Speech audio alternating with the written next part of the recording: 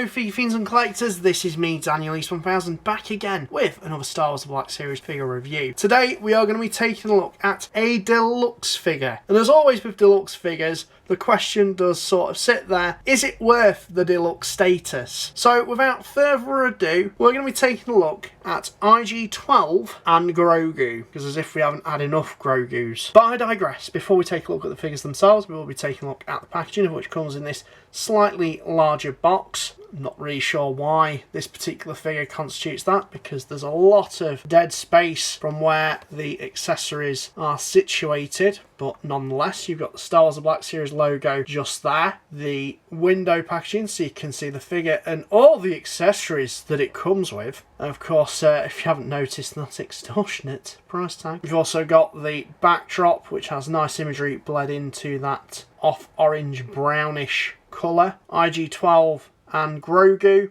number of the character in the line, name of the media that it's from, Star Wars The Mandalorian, of course that colour banding going all the way around the packaging. You've got the legal MacGuffin and bump at the bottom there. Nothing much really going on the side, Star Wars The Black Series, that colour banding going round. Got nice artwork of the character itself in that colour banding just bleeding into it, name of the characters, and on the back, you've got lovely imagery, Star Wars The Black Series, name of the characters again. You've also got a bio as well, of which I will include in the description down below. Number of the character, media it's from, a ton of legal garb, which we'll come to know and love. And at the bottom, even more legal garb. At the very top, nothing much going on there. But that is the packaging out the way and done with. Now let's get into the figure itself. They do nice work, I'll give them that, but Grogu is too young to operate heavy machinery. Maybe when he's older. No. What do you mean, no? No. I think he's saying he's old enough to operate it. Yes. And here we have the figure, or figures, themselves, of which, wow, this is a massive improvement from the original IG-11 that we received, of which was a reuse of the IG-88 mould, of which even back then was pretty dated and janky as out. Genuinely, those other figures just need sending to the scrap heap. I'm happy to report that this is a massive improvement on those existing figures. I really hope we get this reutilised to recreate those two figures, particularly IG-88, because I would love to have a more accurate scaled IG-88 using the majority of this sculpt. Naturally, they'd have to retweak some things. Yeah, this is really, really bloody nice. Is it worth the deluxe status though? I'm half and half on that, just because if we just get into it, there's a lot of nice little features with this thing. And actually you do get, in total, technically, 4 figures. So you've got the IG-12, the Anzellans, 2 of those that are very differently sculpted, which is very nice. And you've also got a little Grogu, which you can take out of that control console just there. Because while IG-11 was destroyed at the end of the first season of Mandalorian, in season 3, the Anzellans basically take the parts of IG-11 and turn it into a mech, being IG-12. No, Grogu. Not a pet. No, it's crazy.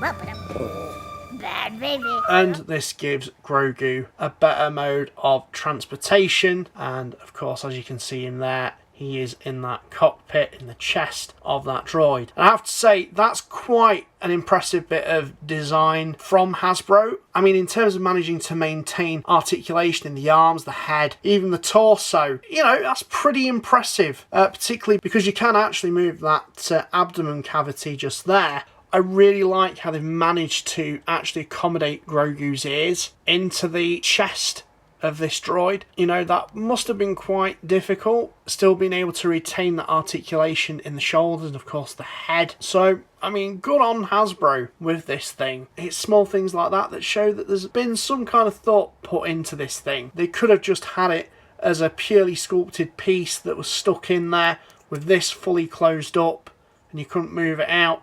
But I really do appreciate that they did allow you to actually open it up. It's a great play feature, and you can indeed put the Anzellans inside it, or at least one of them, to pilot it as well. So you can pick and choose who's piloting IG-12. So I think that's a really, really cool feature. I'm glad that they didn't just have a Grogu stuck in there. You can't repose it. You know, I wouldn't have complained too much if they had gone down that route because of costing, but I'm really impressed that they did manage to put down, you know, that feature where you can move the abdomen and open it up and see where he sits in the console. Additionally as well, these little joysticks do have articulation points. They're on ball joints, so you can move them and pose them. So, you know, you can have him as if he's controlling IG-12. I've got the Anzellans kind of precariously stood on his shoulder. I've managed to sort of squeeze their feet into the cables and the hands into the cables just to secure them in place. But yeah, just so many individually sculpted parts. It's somewhat similar to the Droideka. I do feel like the Droideka is the best value for money I've gotten in terms of a deluxe. If you haven't seen my review on that thing, link will be there to check it out. This is not quite there, but I can appreciate the work that Hasbro must have undertaken to try and get this thing to work and be overall an improvement on those previous IG units that we've had before. This is all scaled up nicely. The head is a bit chunkier. You've got articulation points in the arms. You've also now not got those stupid rubber parts that are liable to break. It's actually sculpted plastic, which, why couldn't have Hasbro done that before? No clue. No clue at all. That works out much nicer if it actually being plastic. Just looking, you've got various pistons. Just looking at the cables on the legs. It's in a slightly softer plastic, and you know, they're not too long or short either, so there's no real fear of them snagging or getting broken if you are overly articulating them. There's no real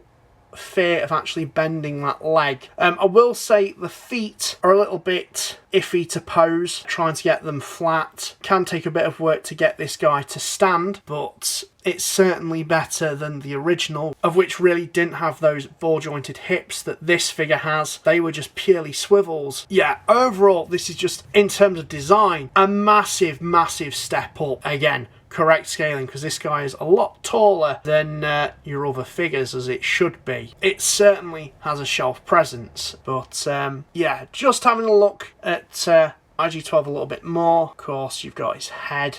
Love the fact that the IG units have all these eyes, which make it a real menace, especially in combat, because it can see pretty much everything. And then the actual claws as well. Put articulation points in the claws, even though this doesn't come with weapons, which, you know, does kind of make sense, because I don't think, at least while Grogu is using it as the mech, it doesn't utilise any weapons. It's just more hand-to-hand combat. If you did wish, though, he can hold a weapon, I'm sure. I love the colour palette on him as well. And then you've got this off grey just on the arms and on the back there as well.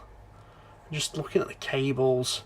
So, just getting into the articulation of IG-12. He has 4 points of articulation in the head itself. There's also a swivel in the neck, which then makes it 5. That's pretty crazy, but understandable, because obviously his head does have these moving parts, so you can pose that however you wish. Swivels in the shoulders, ball joints in the shoulders, ball hinged elbows. You've also got hinged hands, so you can clamp them like so, or have them open. A swivel torso, ball jointed hips, swivels at the tops of the thighs, although it is a little bit limited. It's just on the inside there. Ball hinged knees and ball hinged ankles, with also a little bit of a rocker joint. It's a little bit hindered just the way how the foot is. But not only that, of course, there is that hinge to open up the chest cavity or the abdomen cavity, and you've got those joysticks, of which also have ball joints in them, so you can pose them up. So overall, articulation is pretty damn spot on with this thing. Just super sweet. I really do like this figure. I'm really impressed with it. I'm really pleased as well with the figures that they did include with it. Even though we have got quite a few Grogus in the past, this one's a little bit taller, I want to say. A new kind of sculpt maybe. Paintwork that they've put on that is just absolutely exquisite.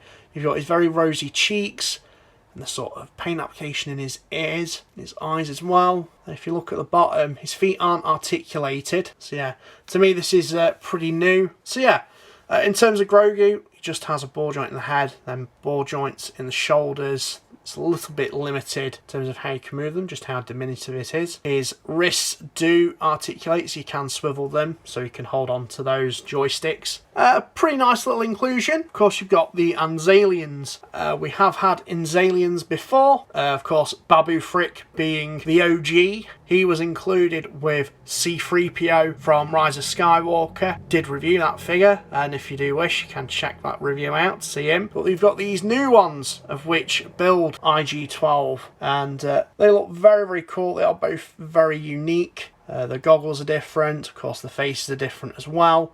And the outfits are slightly different, but they do share the same articulation. I believe they just have a torso swivel and ball joints in the shoulders, so you can sort of articulate their arms a little bit. But that's it in terms of their articulation, which is fair enough, especially for characters of this size.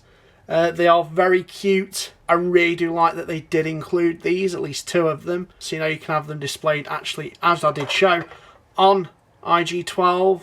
We can have them around them, or even inside the cockpit. If we just pop Grogu back into the chest cavity, I have to say this is a really, really good set and has me craving, like I said, a redo of IG-88 and IG-11, of which I hope we see in the not too distant future. But I can appreciate how much effort and design has gone into this thing to make it a vast improvement from previous IG units we've had before.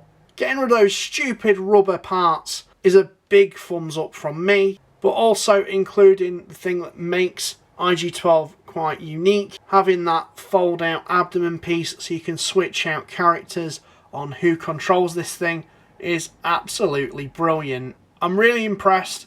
Again, slightly dubious on the price point, but I'm not feeling too narked about it just because it is a completely new figure. Highly recommended if you can certainly get it at a discount, and saying that I'm really curious how well this is going to do at retail. So let me know what you guys think of this thing in the comments down below. Have you picked him up? Are you considering it? Sound off. And well, this is me, Daniel E1000, sign out. Thank you very much for watching.